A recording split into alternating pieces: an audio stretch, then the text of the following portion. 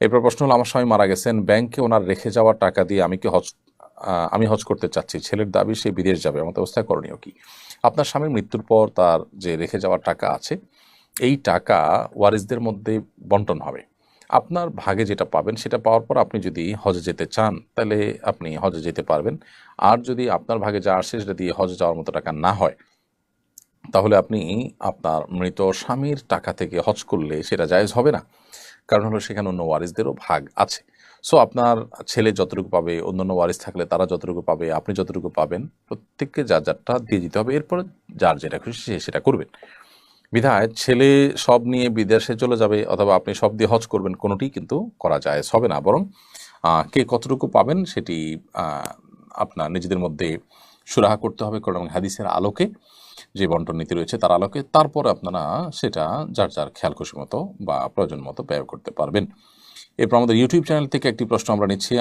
আমি আমার কানে চাপ দেয়া কানের দুল পরি, এক্ষেত্রে অজু করার সময় কি তা খুলে অজু করতে হবে? চাপ দেয়া কানের দুল পরেন আপনি, হয়তো সম্ভবত টিপ কানের দুল পরার কথা বলেছেন। তো এখানে আহ, অজু করার সময় আপনার হালকা একটু নাড়া দেওয়ার মতো ব্যবস্থা থাকলে একটু নাড়া দিবেন, বাস। নিশ্চয়ই একটু নড়ার মতো ব্যবস্থা থাকবে, তাতে একটু নাড়া দিবেন, তাতেই চলবে ইনশাআল্লাহ। খুলেই প্রত্যেকবার আপনাকে উজু করতে হবে এটা জরুরি না।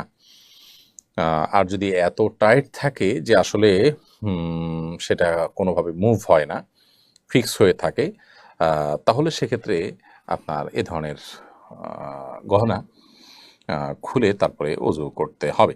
বিশেষ করে আপনার কানের ছিদ্র বা গহনার নিচের অংশে পানি পড়ছে না, এরকম যদি হয় তাহলে সেক্ষেত্রে আপনি খুলে নেবেন। সচরাচর এরকম হয় না, বিধায় একটু নাড়া দিলেই চলবে। এরপর প্রশ্ন হলো, কৃত্রিম বুদ্ধিমত্তা আমাদের প্রাত্যহিক জীবনের অংশেই পরিণত হয়েছে।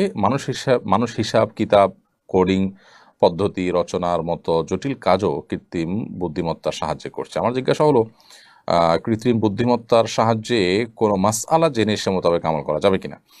দেখুন, এআই বা আর্টিফিশিয়াল যে ইন্টেলিজেন্ট আছে, এর মাধ্যমে যদি আপনি কোনো মাসআলা জানতে চান এবং উত্তর দেওয়া হয়, সেটা আপনি ভেরিফাই করবেন, তারপরে আমল করবেন। বিশেষ করে সেখানে যদি তথ্য উপাত্ত প্রমাণ সূত্র দেওয়া থাকে তাহলে সেটার উপরে আমল করতে পারেন। তা না হলে এই সমস্ত তথ্য উপাত্তের মধ্যে ভুল থাকতে পারে, কারণ তারা তো আপনার এই এআই বা আপনার কৃত্রিম বুদ্ধিমত্তা সেটা তো অনলাইন থেকে কালেকশন করে আপনাকে উত্তর দিবে। সেখানে ভুল কিছু থাকলে ওই ভুলটাই আপনাকে দিবে।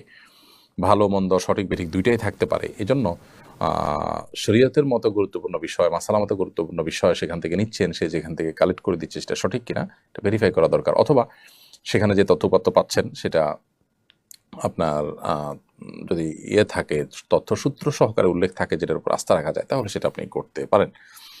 যদি মজার ছলে কেউ নিজেকে হিন্দু বলে এরপর আল্লাহর নিকট তওবা করে এবং কান্নাকাটি করে মাপ চায়, তাহলে আল্লাহ মাফ করবেন কিনা? মজার ছলে কেউ নিজেকে হিন্দু বললে সেটা অবশ্যই জঘন্য অপরাধ। নিজেকে মুশরিক এটা দুষ্টুমি করে বলাটাও অপরাধ। তারপরও যদি কেউ এটি করার পর নিজের ভুল বুঝতে পারেন এবং তওবা করে মাপ চান, অবশ্যই আল্লাহ তাআলা ক্ষমা করবেন। আল্লাহ তাআলা ক্ষমাশীল। বিধায় ব্যাপারটি এরকম না যে আল্লাহ তাআলা তাদেরকে ক্ষমা করবেন না। বৈষম্য বিরোধী ছাত্র আন্দোলনের প্রথম শহীদ আবু সাঈদের পরিবার আবু সাঈদের ভাস্কর্য না বানানোর জন্য অনুরোধ করেছেন। এই বিষয়টিকে কিভাবে দেখছেন?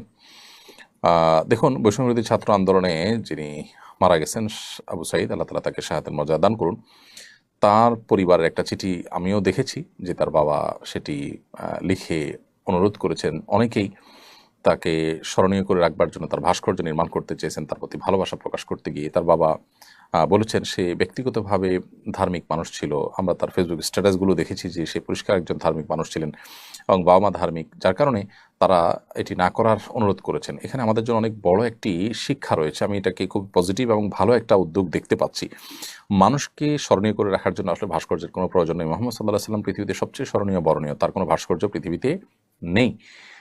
ভাস্কর্য থাকলেই মানুষ স্মরণীয় বরণীয় হয় না। অনেক সময় ভাস্কর্য থাকার পর মানুষ অপমানিত হয় এবং অসম্মানিত হয়। বিধায় মানুষকে স্মরণীয় বরণীয় বা সম্মানিত করবার জন্য এটি কোনো বিশুদ্ধ পদ্ধতি নয়। শয়তান মানুষের উপরে নানাভাবে প্রভাব সৃষ্টি করে, মানুষকে ক্ষতি সাধন করে যেসব প্রক্রিয়ার উপরে মাধ্যমে, তার মধ্যে একটা হলো এই প্রাণীর যে অবয়ব বা আকৃতি তৈরি করা হয় সেটার উপরে শয়তান ভর করে। এটা শয়তানের বাহন অনেকটা বলতে পারি। এটা নিয়ে অনেক গবেষণা আছে, অনেক আলাপ আছে। সংক্ষিপ্ত ভাষণ নিয়ে প্রশ্নোত্তরের সেশনে আমরা বিস্তারিত বলতে পারবো না। শুধু এটুকু বলছি যে এ সমস্ত প্রাণী, কোনো প্রকার প্রাণী, মানুষ হোক অন্য কোনো প্রাণী হোক, তার অবয়বকে ভাস্কর্য আকারে নির্মাণ করা, পুতুল ইত্যাদি তৈরি করা এবং সেগুলো প্রদর্শন করা, এটা শরীয়তে হারাম করা হয়েছে। যারা এগুলো নির্মাণ করবে তাদের ঠিকানা জাহান্নাম বলা হয়েছে। আমরা হয়তো বলতে পারি সমস্যাটা কি, দেখতে তো সুন্দর, এটা তো ভালো লাগছে আমাদের কাছে।